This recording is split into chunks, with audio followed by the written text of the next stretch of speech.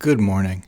Yesterday, I mentioned how I'm investigating opportunities in the Web3 space, and I did find that there are some companies that I guess are big enough, grown up enough to be actively hiring for full-time roles for the kind of stuff I do, like growth or whatever.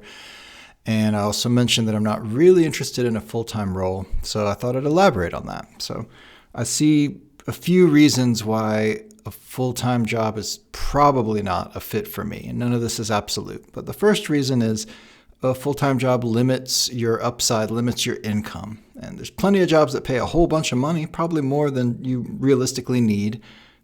Some of them do, but that limit is still there. It's still a very real thing, and it's fairly inflexible. So you get paid a certain amount because you're expected to bring the majority of your, creative, problem-solving, valuable potential to the job, to the organization that has hired you. Like in my mind, that's what they're paying for when they pay you the salary.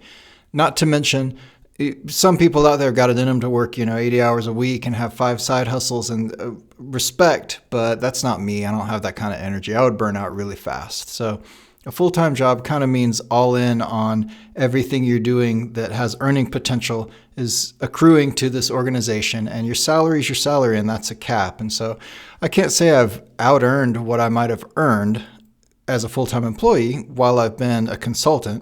Really not. It's been more or less on par. But the upside is there for me if I can figure out how to get it, and if I wanted to scale up and just take a lot more clients, I would be exhausted, but I could earn more than I make as a full-time employee doing the same work. And if I land upon some sort of scalable, book, course, product or something like that that actually fits and a lot of people want it, then there's, no practical limit to how much I can earn. So I like to keep that option of having that upside. So that's one reason. The next reason is pretty related, I guess, and it's about that presence, that kind of always being tuned in and focused on the organization. And so that's just a way I don't like to work, basically. Like, again, there are exceptions here. Just like there are exceptions, there are some companies that encourage you to have your own thing and even give you time and space and support. I know that exists, but it's rare. Also rare is the company that has structure and boundaries around how much of your time and attention you're expected to give. The default, in my experience, and from asking around quite a lot, is that people are pretty much always on. And you're allowed to sleep, and maybe you're really bold and you decide I'm going to disable Slack notifications after 7 p.m. or something like that. But most people I know are mostly connected to their work all the time. And I find that exhausting. And not only exhausting and unpleasant, but it is really hard to do good work in that kind of environment for me. So somehow trying to squeeze in the time to do focused, valuable, productive work for your job while also meeting the unspoken expectation of being perpetually connected to anyone and anywhere in the organization who might at any point want to ask you something in Slack are very much in opposition for me. And the way I've solved it in the past is working late or waking up really early and trying to get the work done before the day begins, and you're just fielding pings all day. And I think this is a pretty common experience. And again, there's organizations that are mindful of it and put structure around that, but it's rare. It's quite rare. I wouldn't expect to find that in even 1 in 10 places that I randomly chose to apply to.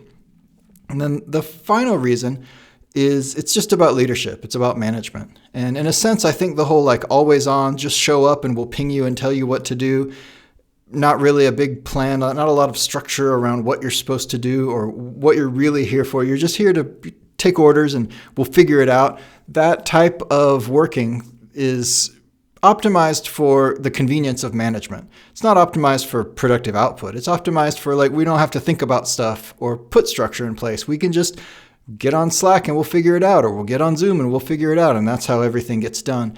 And this leads to the question of just leadership in general. And my own assumption is that probably 80% of the time you'll end up under a manager who's not terrible, not evil, not incompetent, not stupid, but also not a good manager. I think that's the majority of people's work life, is being under someone who's not a good manager, especially in tech. Because tech is a sector where people get promoted to management as a reward for being good at tech, and they're fundamentally different skill sets.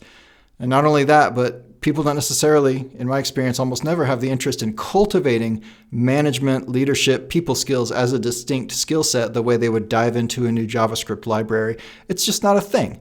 So what you end up with on a long enough timeline is you end up under bad management sooner or later. So even if you do the thorough work of vetting the person to whom you will be reporting at a new job and you decide, okay, you know what? Yes, this person does have people skills. They are organized. They do communicate well. They are clear about what they expect from me in this role. I do feel good about reporting to them. That's great. 6 months down the line, if that person gets promoted or takes another job, what happens then?